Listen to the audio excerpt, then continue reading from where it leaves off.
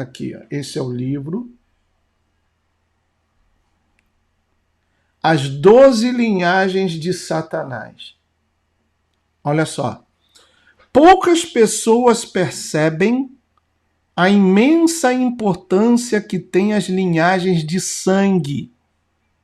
E isso explica muita coisa, como, por exemplo, essa semana eu mostrei a vocês que um oficial do Pentágono, não é um curioso como eu, um pesquisador independente como eu, ou um youtuber, como muitos que estão aqui também acompanhando, quem disse isso.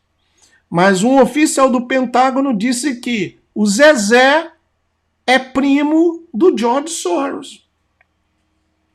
Sendo que o George Soros é húngaro e o Zezé nasceu na Ucrânia. Como é que pode? Como é que pode o Barry Soetoro, ou Mac Daddy, ou Barack Hussein Obama, que nasceu no Quênia, ser primo do 16º grau do George Bush, que nasceu nos Estados Unidos? Como é que pode? Então isso daqui é de extrema importância. Poucas pessoas percebem a imensa importância que tem as linhagens de sangue para os níveis superiores do satanismo. A chave para entender os soberanos invisíveis é sua linhagem de sangue. Por isso as 13 famílias que casam-se somente entre eles. Acredita-se que o sangue é portador de um poder oculto. E tem muita gente que viu aquela live que eu fiz sobre os diversos tipos de sangue e que eu falei que ia fazer a segunda parte, ainda não fiz. O material está aqui no computador, eu não fiz porque perdi o canal, também perdi a primeira parte. Mas existem perguntas que realmente a gente, humanamente, não temos resposta. Porque os diferentes tipos de sangue, será que o primeiro Adão e a sua esposa também tinham diferentes tipos de sangue? Porque somente 15% da população mundial tem o fator RH negativo. E o famoso sangue raro, o sangue de ouro, são coisas que realmente são incríveis, né? A gente, se parar muito para pensar, começa a sair fumaça do cerebelo. Mas aqui diz, acredita-se que o sangue é portador de um poder oculto. A menos que uma pessoa tenha o sangue certo, não alcançará os mais elevados níveis do satanismo. Os soberanos invisíveis estão unidos por laços de sangue com umas 500 famílias muito poderosas de todo o mundo. Todas essas famílias participam de diferentes níveis com as famílias iluminadas dirigentes. Algumas das famílias aliadas, se não for o caso delas todas, provavelmente estão relacionadas por laços matrimoniais com alguma das principais famílias iluminadas.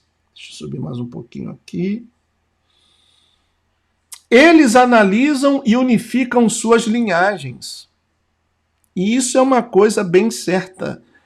Toda a realeza europeia conhece a sua árvore genealógica. Por isso, quando até acontece no caso do príncipe Charles, que casou-se com uma plebeia, que foi a princesa Diana, mas no fundo tinha algum relacionamento, seja uma identidade sanguínea ou até genética.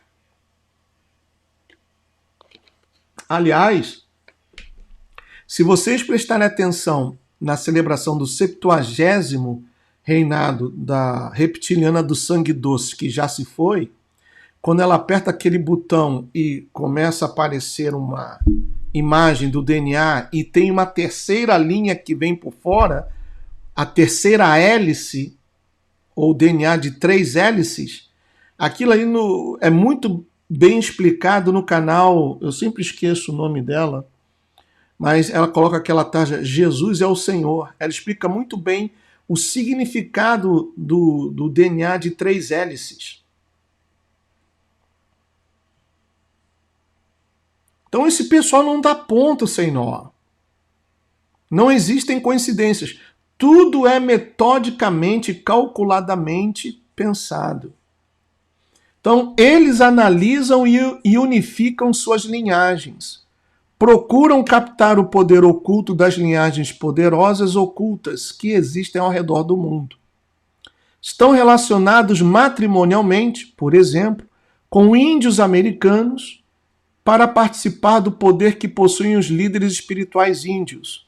Algumas reservas indígenas são usadas para os rituais dos soberanos invisíveis. Se alguma família é poderosa, mas não pertence ao grupo deles, pode ser destruída.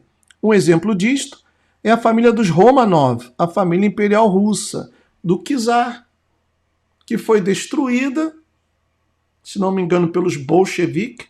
Me corrijam, por favor, aí o professor Eduardo Jimenez. Quando então, seguindo um plano desenhado, preparado pela maçonaria, foi realizada a Primeira Guerra Mundial para a criação de um Estado ateu comunista. E era preciso acabar com os czares russos. 800 pessoas, 800 membros do CIO, da MK. Gustavo, o que é MK? É MK Ultra? Não. Eu já expliquei numa live que esse MK significa outra coisa. Quem sabe coloca aí. Eu não posso colocar porque vai dar BO aqui. Coloque aí o que é MK. É a máfia daquela região lá dos Nephilim, onde está ocorrendo o evento, né, o conflito. É a máfia de lá, daquele pessoal. Do povo do rei Bulan. Ok? Então, se alguma família é poderosa, mas não pertence ao grupo deles, pode ser destruída. Um exemplo disto é a família dos Romanov, a família imperial russa. Essa família era também uma linhagem oculta poderosa.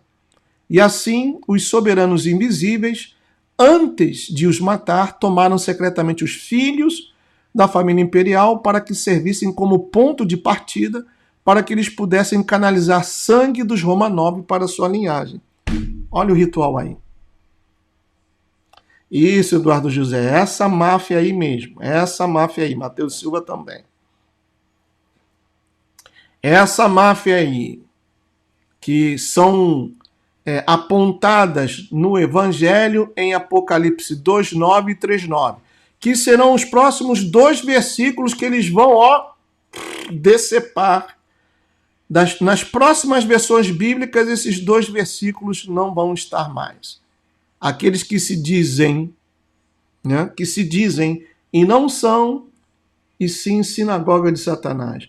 Olha quem está aí, o sumido. Poxa, finalmente, rapaz. Álvares, um abração. O nome do canal dela é Jesus é Santo. Isso mesmo. À medida que uma pessoa estuda as linhagens dessas famílias iluminadas dirigentes, se dá conta de como são poderosas. Cada uma tem a sua própria série de Mãe das Trevas, Mother of Darkness. Existem 4 Mães das Trevas, nos 4 quadrantes, que correspondem àqueles 4 chifres da foto lá da inteligência artificial, daquelas entidades atrás do suposto Mashiach e da entidade que estava à direita do suposto Mashiach.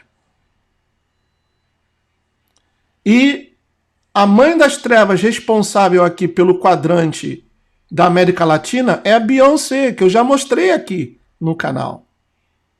Ela teve uma batalha demoníaca com aquela que... qual o nome dela, rapaz? Eu sou horrível com nomes. Essa que está casada com um príncipe rebelde que foi sozinho lá na coroação do Charles. A Merkel, esqueci o nome dela. Ela é bruxa também.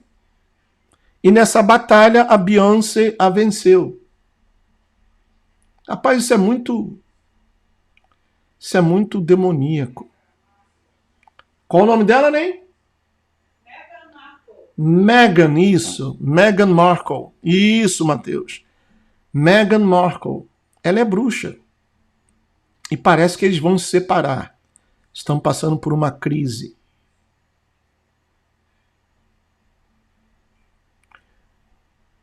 Aquela live que foi feita recentemente, conhecendo o inimigo, tirando as escamas dos seus olhos, onde eu falei do Trump, mostrei parte daquele documentário What is a Woman, que vai ter continuidade.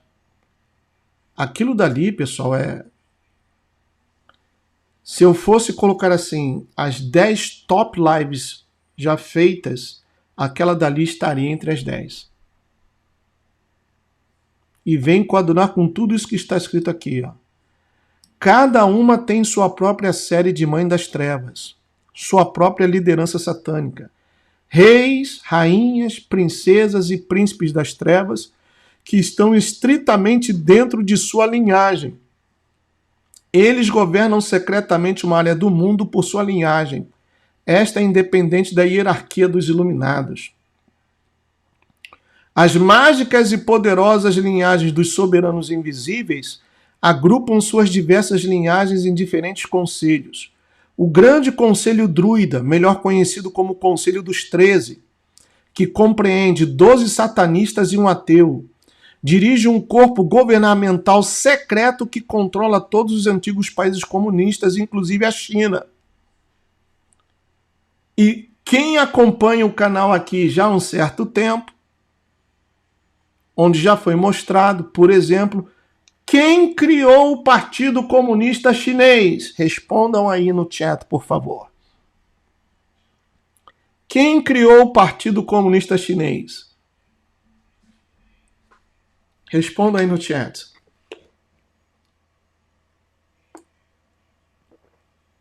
O áudio ainda tá legal, pessoal? Isso, Eduardo José, esse pessoal aí. Quer dizer, vamos abrir um parênteses. A MK não é Juju. MK são aqueles que se dizem povo do rei Bulan, que assaltava, que violava e que roubava a identidade de pessoas. A MK, que também controla Hollywood, controla os bancos, criou a escravidão, fazia o tráfico de escravos da África para cá, da África para o Brasil, da África para a Europa. Controla e domina até os dias de hoje a indústria da pornografia para destruir a família. E comandam também os grandes laboratórios farmacêuticos, como Moderna, Pfizer, Johnson & Johnson e por aí vai. Esse pessoal aí, da MK. Então, repetindo, o grande conselho druida, melhor conhecido como Conselho dos 13, que compreende 12 satanistas e um ateu, dirige um corpo governamental secreto que controla todos os antigos países comunistas, inclusive a China. Então, entendemos que o urso panda, o que é? É outro puppet, é outro marionete. Não é ele quem comanda. O Conselho dos 13 dirige também grupos secretos de homens sábios nos maiores países industriais, os G7. As nações menorzinhas são controladas mediante o sistema bancário, MK, quinta colunas, pagos e agências de inteligência como a CIA. Acima do Conselho dos 13 situa-se o mais elevado, o Conselho dos 9. Eu tenho até um vídeo desse Conselho dos 9 por aqui, rapaz. É nesse computador. E acredita-se que um grupo interno dos 13 chefia esse conselho. Procurar rastrear a genealogia dos soberanos invisíveis é uma das coisas mais difíceis. Aí eu vou pular aqui um pouquinho porque fala de um autor aqui que eu gosto muito, o Fritz Springmeier. Tá aqui, ó. Fritz Springmeier menciona, entre outros, Abraham Lincoln, Adolf Hitler e Bill Clinton como filhos iluminados que foram adotados. A muitos dos soberanos invisíveis lhes foi mantido oculta a sua origem. Muitos outros, mesmo sabendo quem são seus pais, não sabem a que linhagem de sangue pertencem, até que os líderes iluminados decidam revelar-lhes. Como se pode desmascarar alguém que pertence à classe dominante dos soberanos invisíveis? Durante a Segunda Guerra Mundial, os alemães, tanto quanto os aliados, afundaram todos os navios gregos. Não obstante, de todos os navios de Aristóteles Onassis, nenhum foi atacado. Seus navios podiam navegar por qualquer zona da guerra, sem serem afundados ou atacados. Qualquer pessoa entenderá que Onassis tinha de ter uma permissão especial do nível mais elevado. Quando vemos acontecer coisas semelhantes, então precisamos entender que estamos nos defrontando com uma personalidade pertencente aos soberanos invisíveis. Eles estão acima de todos os conflitos que eles mesmos criaram para o resto do mundo. Aí eu vou pular aqui um pouco, porque tem muita coisa interessante nesse livro. Vamos pegar aqui desse parágrafo aqui, ó. Canaã. Deixa eu ver aqui, peraí. Eu fui muito.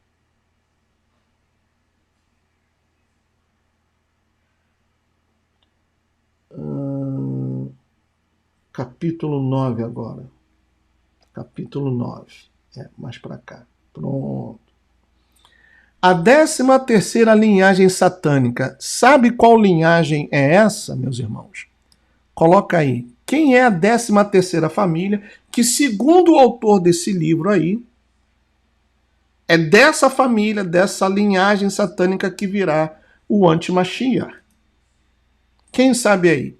Coloca, por favor. Fica à vontade. Aqui não tem certo ou errado não, pessoal. Nós estamos interagindo.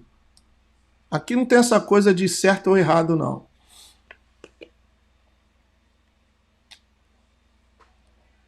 Rothschild, não, eles não são a 13ª. Eu já falei sobre essa 13ª linhagem, mas já tem tempo, olha, tem anos. Isso, Gesiel da Paz, os merovíndios. Os merovíndios.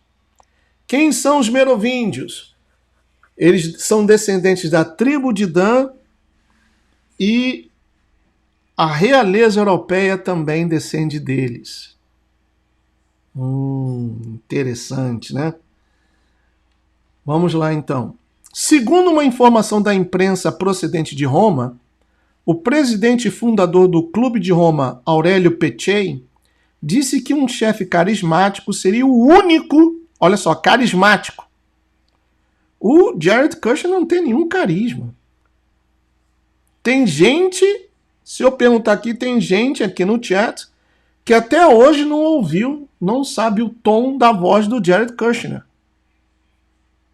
Eu já o ouvi falar 2 ou 3 vezes, se muito. Se muito.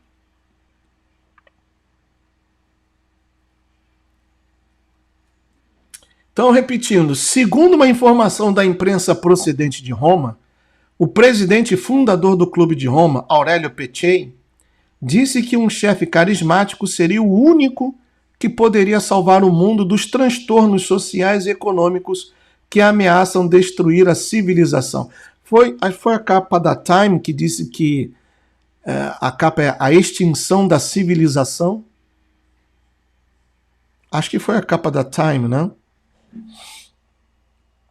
Então, esse fundador do Clube de Roma disse que somente um chefe carismático, ou seja, será uma pessoa que vai atrair a atenção de todos, uma pessoa que todos vão amar de estar por perto, porque é uma pessoa inteligente, carismática, atraente e por aí vai.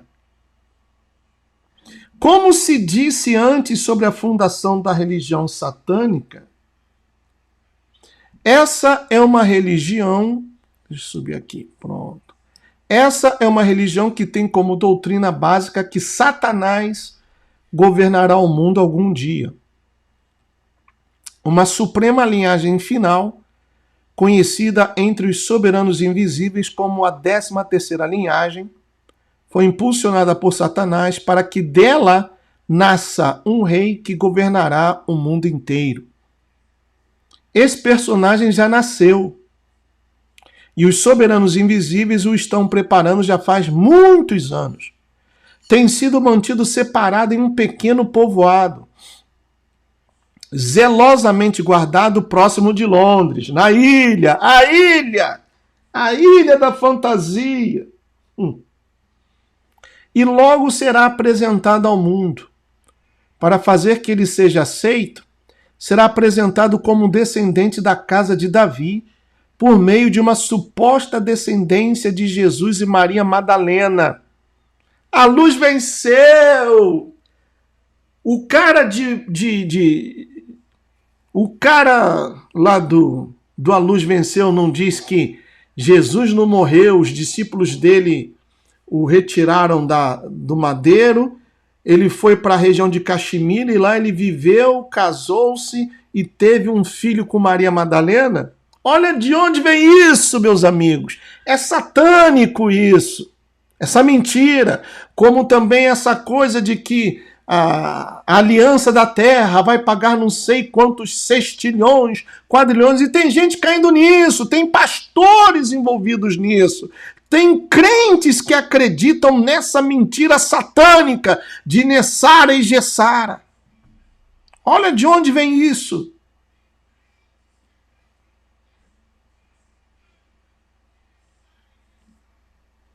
O Luciano César merece ser preso.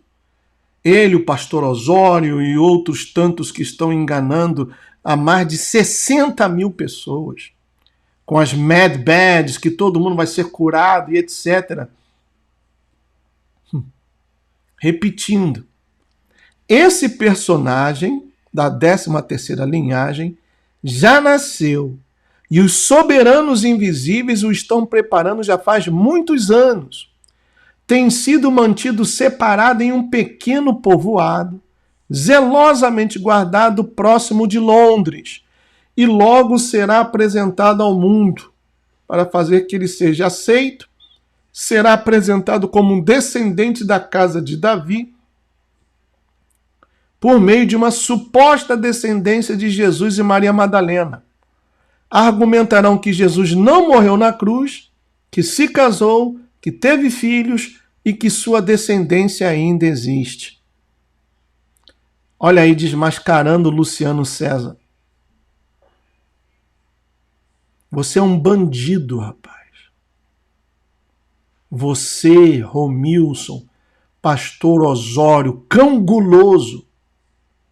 Vocês são bandidos. O sangue de muita gente vai clamar contra vocês. Bandidos é o que vocês são. E se ainda existir um resquício de justiça na República Federativa Maçônica do Brasil, vocês merecem a prisão.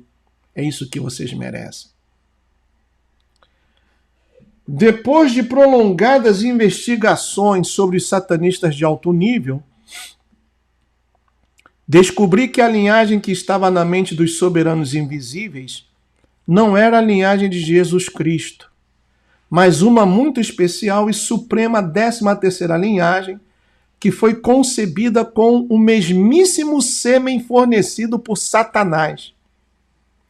Dentro dos rituais dos soberanos invisíveis, a ênfase da 13ª linhagem é que eles são a semente de Satanás. O pretenso futuro rei do mundo será o anticristo e sairá dessa 13ª linhagem satânica. Esse personagem fará portentosos milagres e será um Messias para muitas pessoas, ao passo que na realidade para os cristãos será o anticristo. Será considerado por muitos como o salvador do mundo, O anticristo e seu povo mostrarão ao mundo diversos objetos religiosos, como os ossos de Moisés, a arca da aliança e objetos do templo de Herodes. Olha, eu não me surpreenderei se tudo isso já estiver, ou como sempre esteve, guardado no templo da deusa Vática, de onde vem a palavra Vaticano. Por isso que, vou abrir um parênteses aqui, eu tenho acompanhado um fenômeno, porque esse é um fenômeno que tem até um grupo sobre isso, eu estou lá só de espião. Pessoas que eram ex-evangélicas que se tornaram católicas. E o lema do grupo é o seguinte: depois de ler a Bíblia, ou a Bíblia me fez ser um católico. Então entende-se que esse pessoal evangélico... Oi, Sentinela, tudo bom? Esse pessoal evangélico leu a Bíblia e depois de ler a Bíblia tornaram-se católicos. A pergunta do milhão é: que Bíblia que eles leram? Essa é a pergunta do milhão. Que Bíblia que eles leram? Porque o Vaticano diz que tem o leite do peito de Maria. Olha, esse leite é poderoso, hein? Esse leite aí cura tudo. Cura câncer, cura colesterol alto, cura alta pressão, cura tudo. Eles têm o dedo do Espírito Santo. O dedo do Espírito Santo, entre outras coisas. Tem artefatos que realmente eles têm, como a lança que abriu o lado do Messias, e portanto, nessa lança que é Spear of Longinus. Longinus era o nome do soldado que o abriu. Então eles têm a lança, e a lança contém o DNA humano do Messias. Isso eles têm. E vários artigos que pertenciam ao templo que foi destruído. Isso eles têm. Então vamos lá. Os meios de comunicação mundiais apresentá-lo-ão como um herói de grandes proporções. Os que se opuserem serão silenciados. A 13ª linhagem remonta aos tempos antigos mediante a tribo de Dan, a qual desde os seus princípios entregou-se à idolatria. Formou seu próprio sacerdócio, seus ídolos e seus santuários. Juízes 18, 19. Deixa eu ver aqui, cadê a palavra?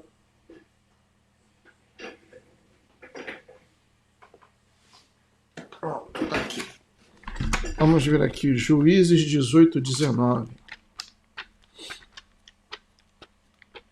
Se você quiser acompanhar também.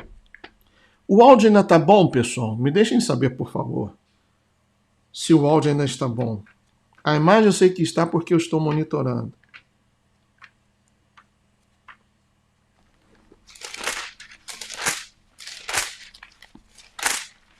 Me deixem saber, tá bom? Muito obrigado, mocinha. Muito obrigado mesmo. Juízes 18, 19.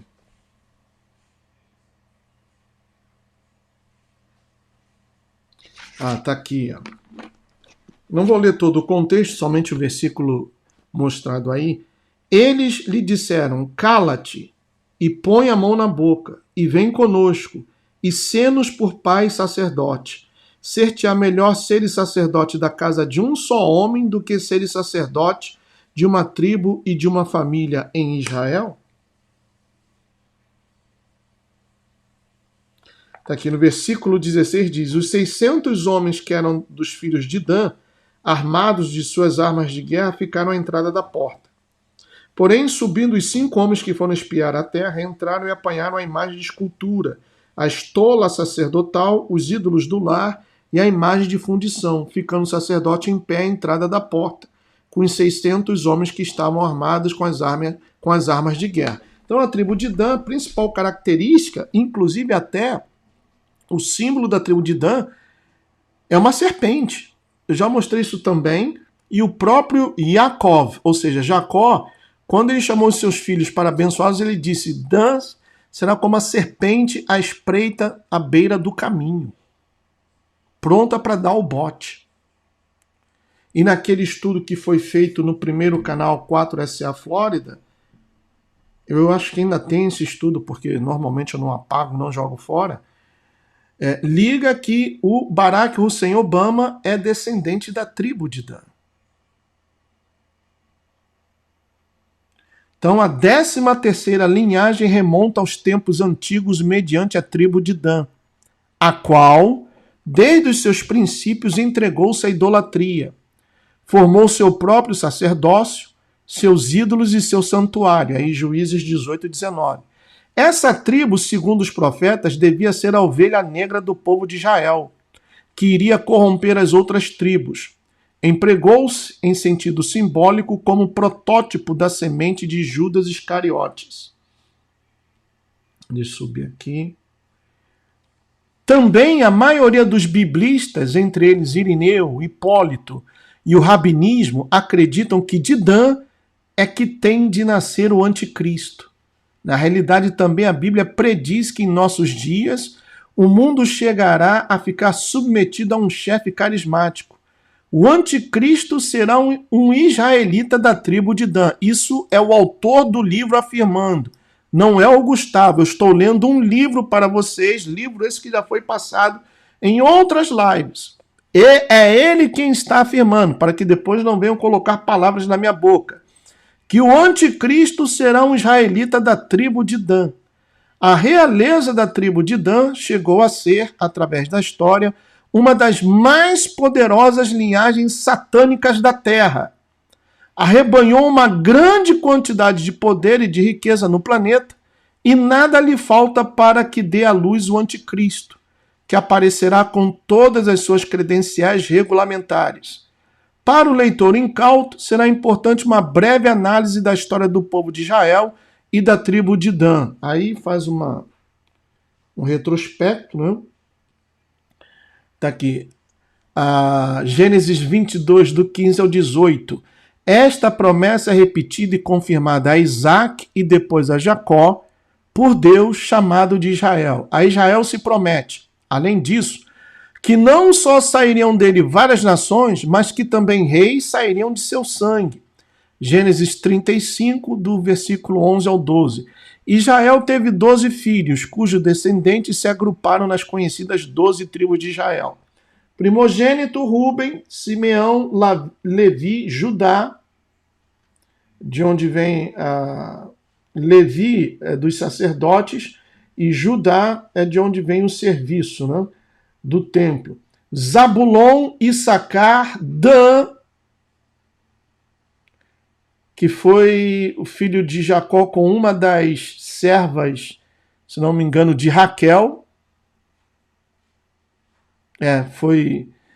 Porque Raquel não dava à luz, então, como Jacó amava mais a Raquel do que a Lia, Raquel deu a sua serva, e aí nasceu Dan.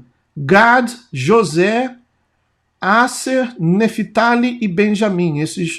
Benjamim foi o filho, tanto José quanto Benjamim foram filhos de Jacó com Raquel, se não estou enganado. Se eu falei alguma besteira, me corrijam aí, por favor. Aí eu vou pular aqui. Pronto. Depois da divisão, a casa de Judá, Benjamim e Levi, a casa de Israel, Rúben, Simeão, Neftali, Aser, Manassés, Zabulon, Issacar, Gad, Dan e Efraim. E assim ficou dividido. Deixa eu ver mais aqui para baixo. Começando aqui.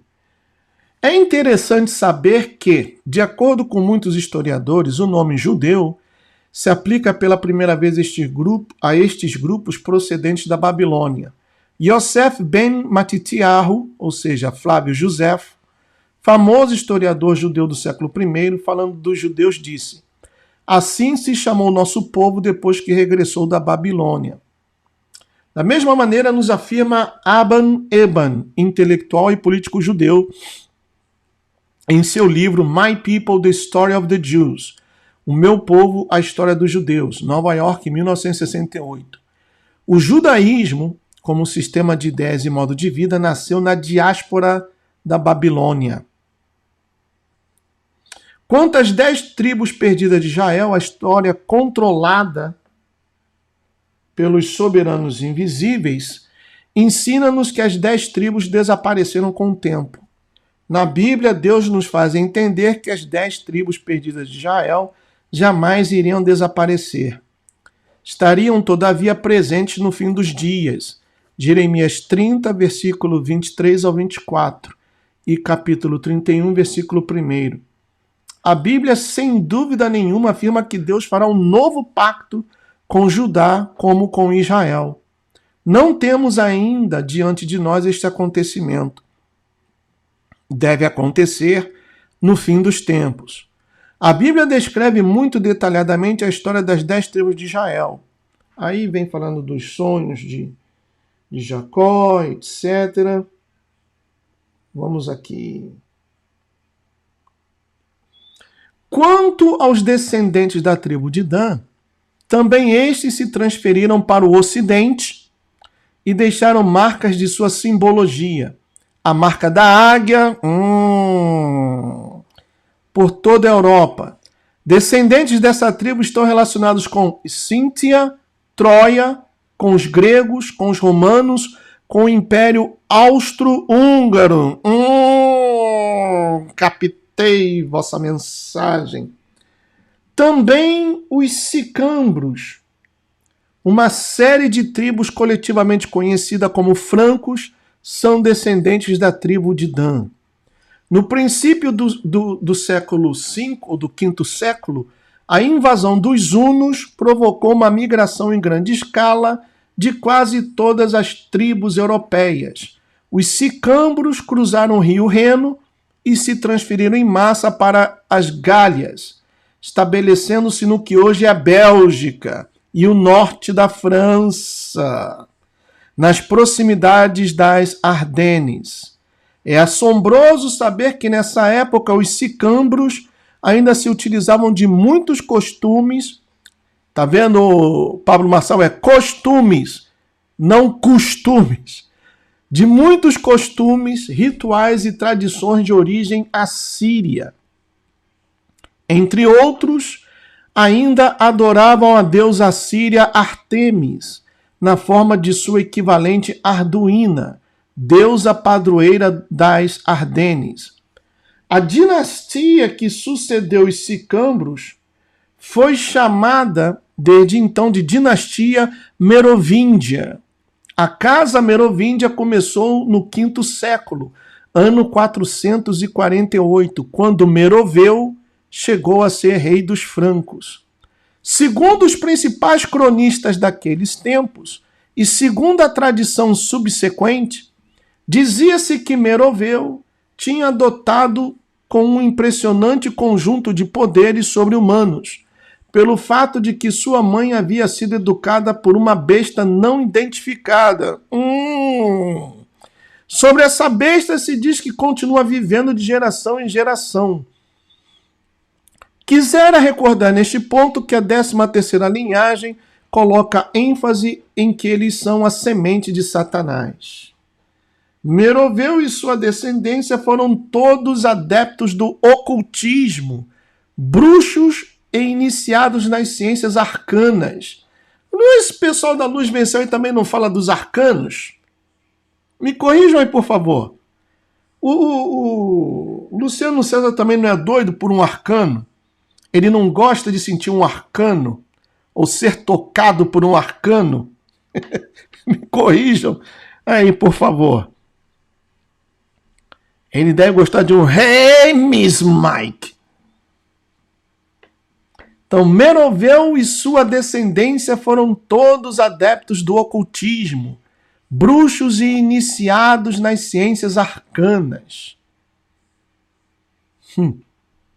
Foram também capazes de estabelecer comunicação telepática e de outras artes mágicas e feitiçaria.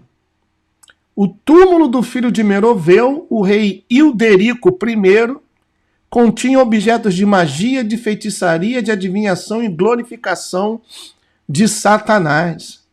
A descendência merovíndia se perpetuou em linha direta desde Dagoberto II e seu filho Sigisberto IV. Em razão das alianças dinásticas e matrimônios, essa linha chegou a incluir Godofredo de Bulhões, que conquistou Jerusalém em 1090, bem como diversas famílias nobres e de sangue real do passado e do presente. Blanchefort,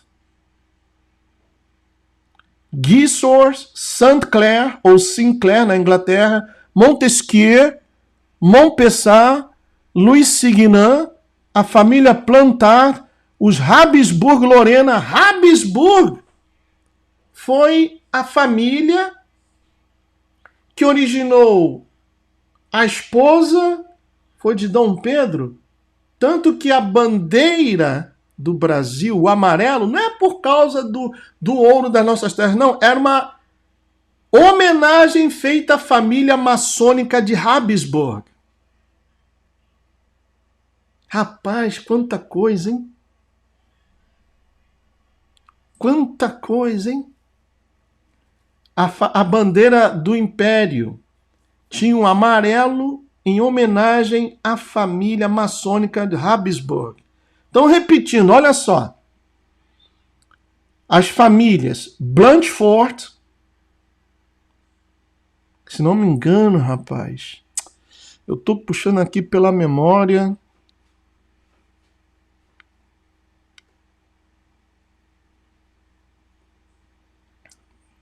De uma família judaica com esse sobrenome aí, Blanchefort. Bom, depois eu lembro. Gisors, Saint Clair, ou Sinclair na Inglaterra, Montesquieu, Montpessat, Louis Signan, até peço desculpas aí, a amiga que gosta muito do canal, que está nos assistindo desde a França, o meu francês bem vagabundo, perdão pela pronúncia. Louis Signan, a família Plantard, os Habsburg-Lorena, atuais duques de Lorena e reis de Jerusalém, vários ramos dos Stuart e dos Médicis, e muitas outras. Todas essas casas poderiam reclamar um pedigree desde os merovíndios. E não devemos esquecer que muitas das casas reais da Europa pertencem à nobreza negra. Esta linhagem de nobreza também se pode rastrear até os merovíndios, os imperadores romanos e a tribo de Dan. Até o dia de hoje, os descendentes da tribo de Dan guardaram a 13ª linhagem, que Satã criou para tirar dela o anticristo que deve governar o mundo. Satanás fez isto com a ajuda de uma das mais esquiváveis sociedades secretas da Terra, que funcionou sob uma diversidade de formas, mas, mais frequentemente, é conhecida como a Ordem de Sion. Do famoso livro Os Prelados dos Sábios de Sião. Fundada por Godofredo de Bulhões em 1090. Durante séculos, a Ordem de Sion evoluiu a ponto de hoje ser conhecida como o Priorado de Sion, ou Sião, né? O propósito principal do Priorado de Sion, ou Sião, é a proteção e preparação do anticristo. Desde o início esteve intimamente associada à 13ª linhagem e à descendência dos merovíndios. O primeiro momento em que se pode situar com precisão a Ordem de Sião é quando Jerusalém foi tomada pelos cruzados. O sistema bancário que nós conhecemos hoje foi criado pelos Cavaleiros Templários. Foram eles que criaram um sistema de crédito. E hoje esse sistema é controlado pela MK. Então, o primeiro momento em que se pode situar com precisão a Ordem de Sião é quando Jerusalém foi tomada pelos cruzados. Estabeleceu-se então uma comunidade de monges em um edifício chamado de Abadia de Nossa Senhora do Monte Sião, fora, mas muito próxima dos muros de Jerusalém. A comunidade que ocupou essa abadia chamava-se Ordem de Sião. O grupo de monges que estabeleceu a ordem original era dirigido por Urso, que pertencia à família dos merovíngios. Primeiro lhes foi dado um lugar em Orval, na França, até que, ao que parece, decidiram transferir-se para a Terra Santa. Parece que essa ordem tinha o poder por trás dos bastidores, de decidir quem é que ocuparia o trono de Jerusalém. A ordem foi dirigida por uma sucessão de grandes mestres, cujos nomes se contam entre os mais ilustres da história e da cultura do Ocidente.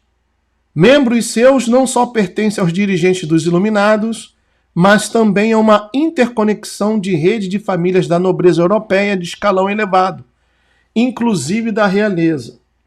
O priorado de Sião também estabeleceu a ordem militar dos Cavaleiros do Templo, ou seja, os Templários, que se transformaram nos primeiros banqueiros de ascendência internacional na Europa.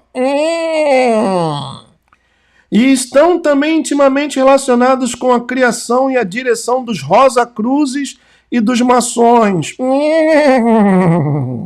Da mesma maneira, foram eles que estabeleceram o rito escocês da maçonaria. Os graus superiores do rito escocês são os graus inferiores do priorado de Sião.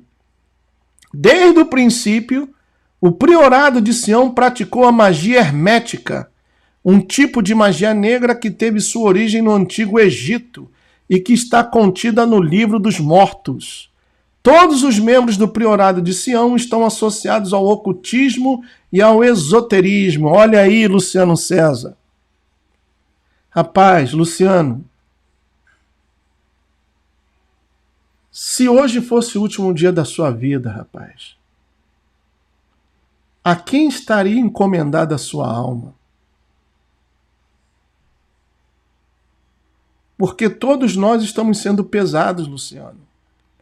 E você, pelos enganos e outros dessa máfia, dos aportes, ficam pedindo dinheiro ao pessoal, que o pessoal vai receber isso e aquilo. Vocês vão ser muito cobrados por isso. Sistema I, Drácula. Olha de onde vem o conhecimento de vocês. Olha de onde vem o conhecimento de vocês, que também estão enganando a muita gente. Porque nunca existiu uma civilização de 450 mil anos que falavam o idioma Irdim e a civilização dos Murios. Nunca existiu Ratanabá. Vocês são enviados do mal e estão fazendo o trabalho dele. Com a autorização do Eterno, porque essa é a condenação, que a luz veio ao mundo, mas a humanidade preferiu as trevas, a mentira.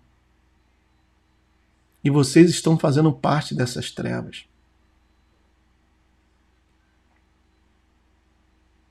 Desde o princípio, o priorado de Sião praticou a magia hermética, um tipo de magia negra que teve sua origem no Antigo Egito e que está contida no Livro dos Mortos. Todos os membros do priorado de Sião estão associados ao ocultismo e ao esoterismo. O priorado de Sião vem atuando nas sombras, por trás dos bastidores, e tem tramado alguns dos acontecimentos críticos da história ocidental. Atualmente, o priorado de Sião age junto com os soberanos invisíveis. É influente e desempenha um papel importante nos negócios internacionais de alto nível, bem como nos assuntos internos dos países da Europa. O priorado de Sião goza de um grande financiamento e abrange pessoas que ocupam posições influentes e de grande responsabilidade na política, na economia e na mass media. Continuando. Aí aqui já vai para o capítulo 10. Joseph Mengele e o horripilante programa Monarca.